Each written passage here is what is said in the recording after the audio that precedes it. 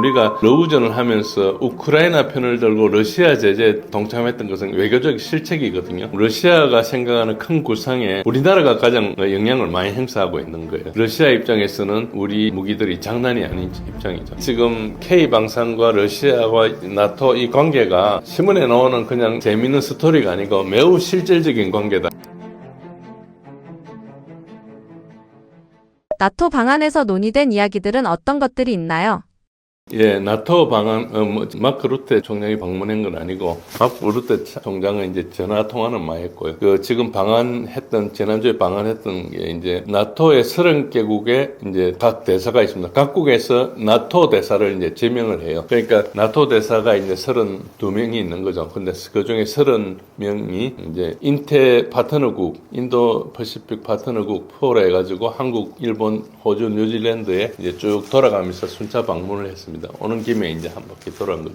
기본적으로 이런 방문이 왜 일어나는 거니까 이제 미국에서 떨어져야 되지 않습니까? 그러니까 미국하고 관계가 어느 정도 계속 약화될 게 분명하기 때문에 그러면은 이제 결국은 이 나라들이 찾을 수 있는 데가 서방 진영인데 서방 진영이란 게 유일한 데가 한국, 일본, 호주, 뉴질랜드예요. 그 나머지는 다 유럽에 있거든요. 그리고 뭐 아프리카나 중동이나 이런 나라 별로 도움이 안 되기 때문에 결국은 나토 입장에서 보면 한 줌밖에 안 하는 네 나라가 이제 굉장히 크죠. 그래서 이거를 나토를 확대하려고 계속 인도 태평양 지역에 확장을 하기 위해서 우리하고 일본이나 호주, 뉴질랜드는 나토 회원국이 아니지만은 계속 이 옵저버로 참가시키고 같이 하고 있었습니다. 과거에는 나토가 자기네들이 엄청 강하다고 생각하니까 우리 같은 나라들을 좀 약간 등한시했어요. 그리고 자기네들 하는데 우리한테 잘 끼워주지도 않고 뭐 그랬습니다. 그런데 이제 지금 미국이 떨어져 나가고 있고 실제로 미국을 빼고 난 나토라는 게 아무것도 없다 보니까 트럼프가 이야기하기로 종이호랑이란 말도 했지 않습니까? 그러다 보니까 현실적으로 찾는 거죠. 별거 아닌 것 같지만은 뭐 30개국 대사들이 그냥 뭐 외유성 출장 뭐 이런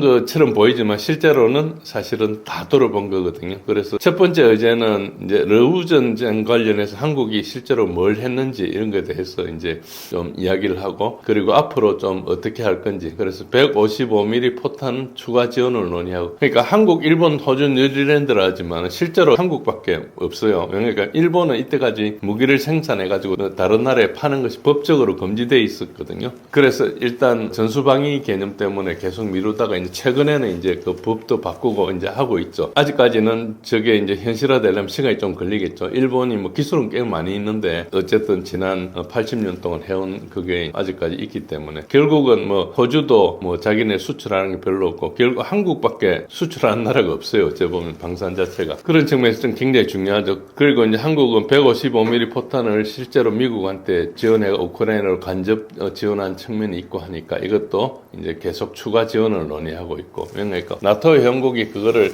뭐 100만 발을 하겠다 연간 이렇게 했는데 실제로는 그거에 70%도 못 하고 있거든요. 그리고 나토 회원국도 재고가 부족하고 그러니까 한국에 좀 긴급 요청을 하는데 한국 입장에서는 이게 이제 지난번에 155mm 포탄을 이제 미국을 통해서 간접적으로 우크라이나에 지원해주면서 우리는 뭐 미국한테 줬다 그러는데 사실은 그 꼼수잖아요. 그러니까 러시아에서는 그렇게 생각하지 않고 그것 때문에 우리나라를 상당히 이제 경고도 많이 하고 이제 결국 우리를 견제하는 목적으로 북한하고 급히 가까워졌어요. 그래서 뭐 별로 실익도 없지만 북한하고 엄청나게 협조를 하고 북한을 이제 우크라이나 전에 참전시키고 물론 이제 자기 크루스크 그쪽에만 했고 이제 우크라이나 전선에 들어오지 않은 걸로 보이지만 어쨌든 그 이후로 북한의 입지가 엄청나게 격상해 버렸죠. 그러니까 우리는 괜히 포탄 좀 줬다가 안보가 굉장히 위험해진 상황이죠. 그런 상황인데 이걸 또 반복할 것이냐 이 문제가 있습니다. 일단 한국 입장 지금 공식 입장은 직접 지원을 유보하고 제3국 경유해서 우회 지원 방식을 논의하고 있지만은 사실은 이거는 하면 안 될 상황이거든요. 그러니까 지금 입장에서는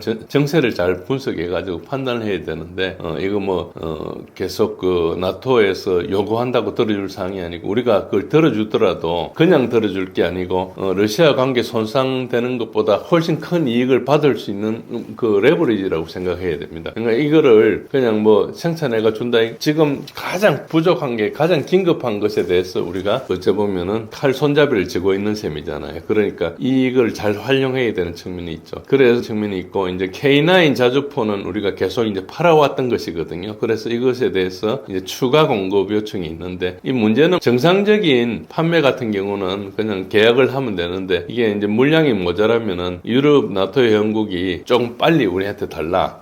정상적으로 예를 들어서 3 내지 5년이 걸린다 치면 1, 2년에 해달라든지 뭐 10년이 걸린다면 5년 만에 해달라든지 이런 이제 물량 협의가 있는 거죠. 그래서 이 부분이 있고 두 번째 의제는 K-방산 협력 파트너십을 합니다. 기본적으로 이제 이거는 기브 앤 테이크인데요. 나토 표준 인정을 할 때 나토는 스탠다드 어그리먼트라 해서 이제 표준이 있습니다. 물론 그게 다 미국이 설정한 거예요. 근데 한국 무기 체계를 만들어서 나토에 팔려면은 나토의 표준인 스탠다드 어그리먼트 그게 거의 미국에 있는 밀스펙이나 이런 거하고 거의 같거든요. 어쨌든 그렇지만은 나토 약간 다른 것도 있죠. 어쨌든 거기에 인정을 받아야지 팔 수 있는데 그걸 한국 무기 체계가 팔 때 그걸 패스트트랙으로 해라. 그래 이제 좀 쉽지 않겠느냐. 이것은 뭐 나토 자기가 필요하니까 해주겠다는 식이니까 어째 보면은 뭐 그 측면에서는 또 우리가 한테 좀 유리한 측면이 있죠. 이제 무기를 파는 입장에서는. 그리고 두 번째는 이제 폴란드 K2 이제 현지 생산 모델을 다른 나라도 같이 하겠다.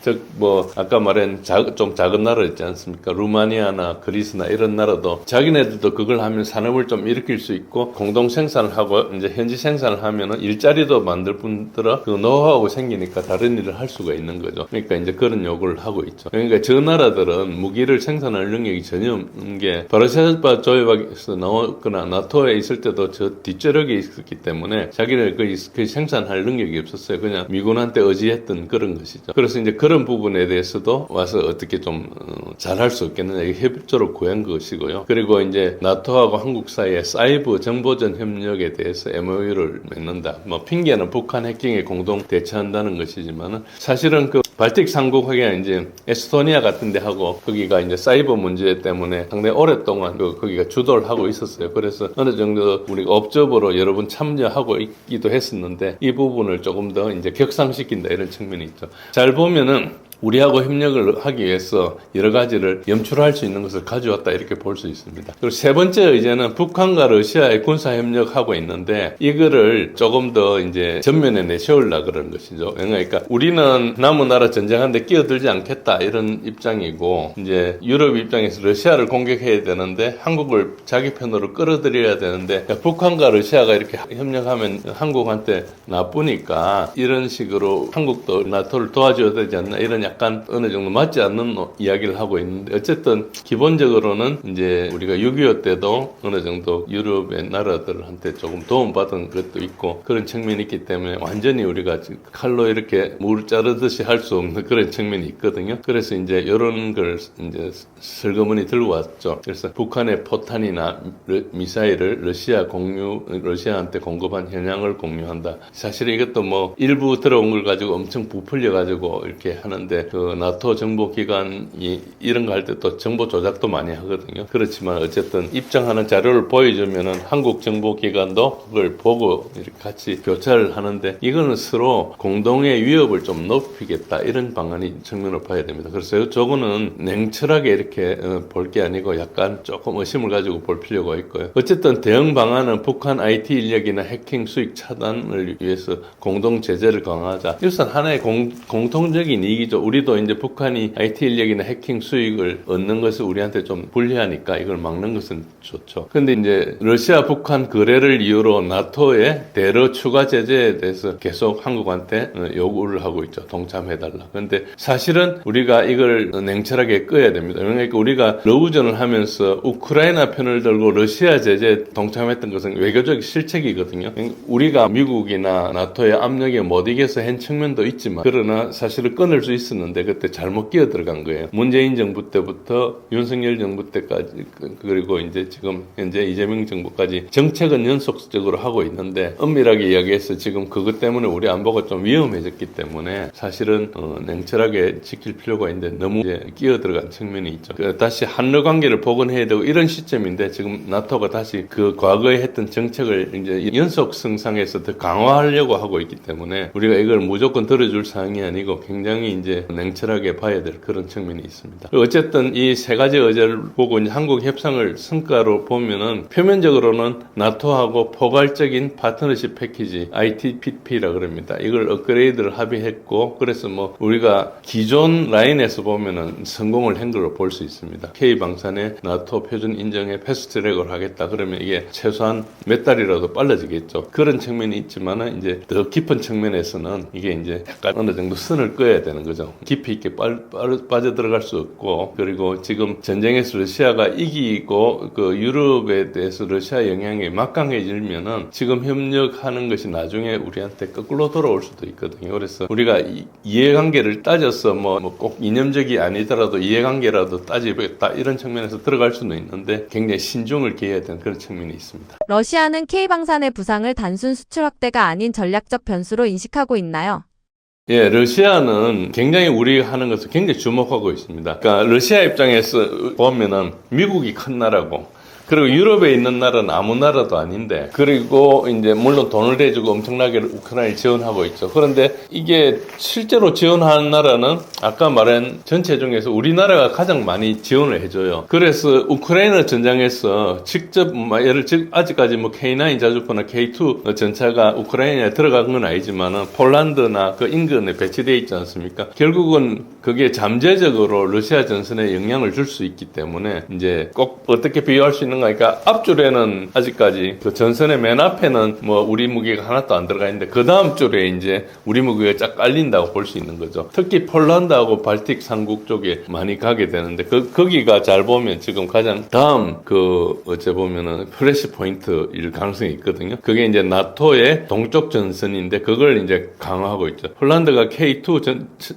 를 1000대를 도입하지 않습니까? 그러면 10년 앞을 두고 보면 거기가 이제 우리 무기로 깔린다고 볼 수 있죠. 러시아의 최악 포인트인 칼리니그라드나 벨라루스 방면을 위협하거든요. 나머지 쪽은 러시아가 있는데 벨라루스는 아무래도 조금 약하니까 물론 러시아가 거기에 많은 무기를 제공해가지고 막고 있지만은 이런 측면에서 보면 러시아가 생각하는 큰 구상에 우리나라가 가장 미국은 러시아하고 라이벌이니까 그렇다 치더라도 나머지 나라 치고는 우리나라가 가장 영향을 많이 행사하고 있는 거예요. 그런 측면이 있고 그리고 이제 그 중동에서 세력 균형을 측면에서 봤을 때 천궁2 같은 게 이번에 UAE에서 실전 검증이 됐지 않습니까? 그리고 이제 결국은 나라들이 이란이나 후티 대리 전력에 대해서 대응을 할 때 이런 천궁2나 이런 것들이 굉장히 이제 대응 능력을 강화하는 데 도움이 되기 때문에 K 방산이 그냥 문의만 있는 게 아니고 실제로 이제 변수로 보고 있는 것이죠. 그게 러시아의 큰 군사력에 비해서 얼마나 영향을 미친다 이런 것보다 이제 지금 현실적으로 유럽에서 무기를 생산해내는 것들은 이번에 그 우크라이나 전쟁에서 굉장히 참패를 했거든요. 뭐 독일의 전차라든지 뭐 영국의 전차라든지 프랑스의 무기라든지 이런 것들 실제로 와가지고 많이 파손됐어요. 그러니까 값만 비싸고 별것 아니었는데 우리나라 거는 굉장히 가성비가 좋지 않습니까? 그러니까 이제 러시아 입장에서는 이게 약간 우리 그 무기들이 장난이 아닌 입장이죠. 이때까지는 폴란드나 이런 나라들 나토에 지원해주는 것에 대해서는 아무런 이야기를 하지 않았어요. 그리고 우크라이나에 들어가는 것에 대해서는 무기를 이야기했고 우리는 우크라이나한테 직접 무기를 주지는 않았죠. 그렇지만 이제 러시아 입장에서는 어차피 그 포탄이 그 포탄으로 자기 병사를 죽였기 때문에 이제 심각하게 생각하는 것이고 우리가 계속 잠재력이 있기 때문에 앞으로 뭐 나중에 일본이 들어오면 완전히 게임이 달라질 겁니다. 그런데 일본이 어느 정도 들어오기 전까지는 한국이 이제 가장 큰 이제 장애물로 볼 수 있죠. 그러니까 러시아는 굉장히 그 구체적으로 우려하고 있습니다. 그러니까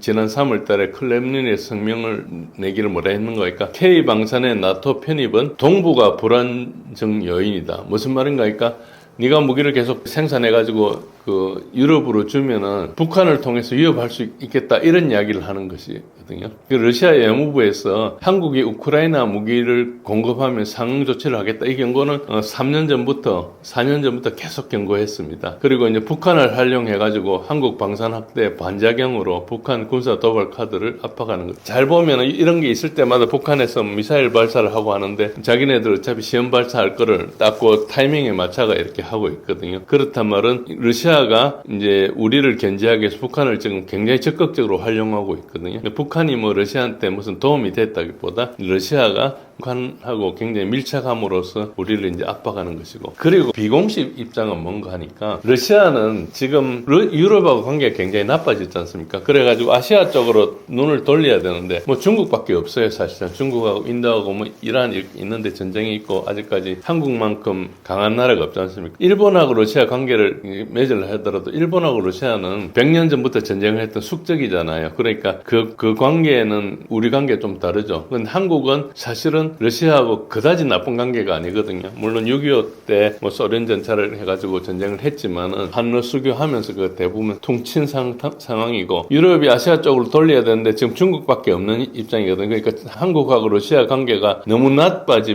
버리면은 러시아 입장에서는 한국하고 가까워질 수가 없는 거예요. 여러 가지 사업도 해야 되는데. 근데 이때까지 사업을 해보고 하니까 이제 한국에 대한 호감은 있는데 지금 정치적으로 이제 미국에 줄을 서 있기 때문에 약간 답답한 입장일 수 있죠. 그래서 장기적으로 한러 관계를 개선을 희망하고 있는데 한국이 잘못해가지고 이제 미국이나 이런 영향을 받아가지고 너무 적대적이 되면은 관계 복원이 곤란하니까 일단 너무 적대적이 되지 않게 이제 컨트롤 하려고 하는 그런 측면이 있다. 이런 거시적으로 좀 봐야 될 필요가 있습니다. 그래서 러시아가 진짜 실제로 두려워하는 시나리오는 뭔가 하니까 폴란드가 K2가 이제 시간이 지나면 다 완성이 되겠죠. 그러면은 러시아가 뭐 T-70이나 T-80이나 지금 생산하고 있는 아르마다나 아니면은 뭐 이런 전차들에 대해서 굉장히 수적으로 우위에 있는데 이게 좀 상쇄가 되는 측면이 있고요. 그리고 이제 동유럽에 K방산이 진출을 하면은 나토 동부가 한국 무기로 좀 통합되거든요. 그럼 이게 부품 정비 훈련 네트워크가 형성이 돼요. 그러니까 이제 그렇게 되면은 이게 굉장히 효율적을 가질 수 있거든요. 각 나라들이 조금씩 사지만은 그걸 전부 이제 공동으로 그 안에서 지원을 해줄 수 있는 그게 발생하는 거죠. 이게 미국이 했던 거하고 수준이 좀 다를 수가 있는 것이죠. 그리고 엘셈 같은 게 지금 이제 시험을 하고 있고 전력화를 2027년 8년에 하고 있는데 이게 이제 수출이 되면은 러시아가 가지고 있는 이스칸데르나 킨잘 미사일 이런 것에 대해서 효용성이 좀 떨어지는 측면이 있죠. 그래서 러시아는 실제로 한국 방산이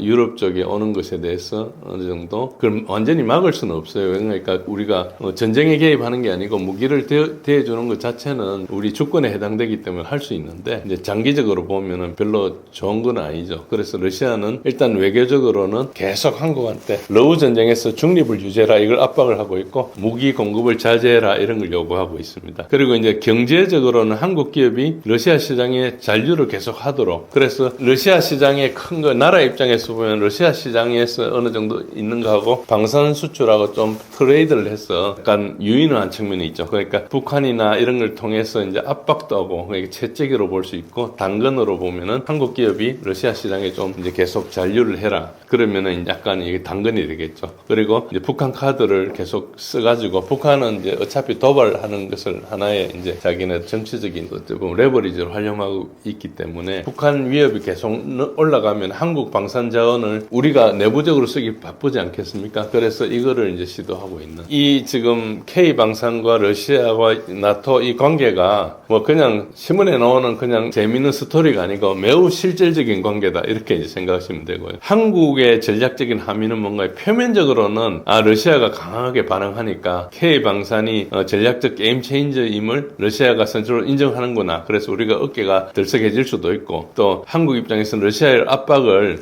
이게 실제로 우리 방산 가치 상승의 확인서로 해가지고 이걸 뭐 우리 홍보로 쓸 수도 있고 수출 협상의 레버리지도 쓸 수 있는 그런 측면이 있어요. 그런데 그거는 너무나 단기적인 측면에서 보는 것이고 한러 관계 정진이란 게 굉장히 더 중요하다. 이 무기 몇 개 파는 거하고 비교될 수 없을 정도로 중요하다. 그래서 러시아가 북한을 이제 손을 잡아줬잖아. 이게 굉장히 큰 카드예요. 왜 그런 거예요? 북한이 소련 붕괴 이후에 러시아하고 북한 관계는 굉장히 냉랭해졌고 우리하고 사실은 90년대, 2000년대 초까지 엄청나게 협력을 한다다가 우리 기업들이 러시아가 어려울 때 굉장히 잘해줬어요. 그리고 그 유럽 사람들에 비해서 한국 사람들이 러시아에 대해 호감이 되게 많아요. 그러니까 유럽 사람들은 러시아 사람들은 무시하고 그러는데 한국 사람들은 러시아에 와가지고 굉장히 의리를 지키고 이런 측면이 있기 때문에 러시아 입장에서 한국이 이 편에 자기 적이 안 되고 싶어 하는 측면이 있습니다. 그런데 문제는 뭔가 하니까 이제 이 큰 틀에 있는 한러 관계 협력 그리고 앞으로 발전할 가능성 이런 것들이 있는데 K 방산 수출 요것은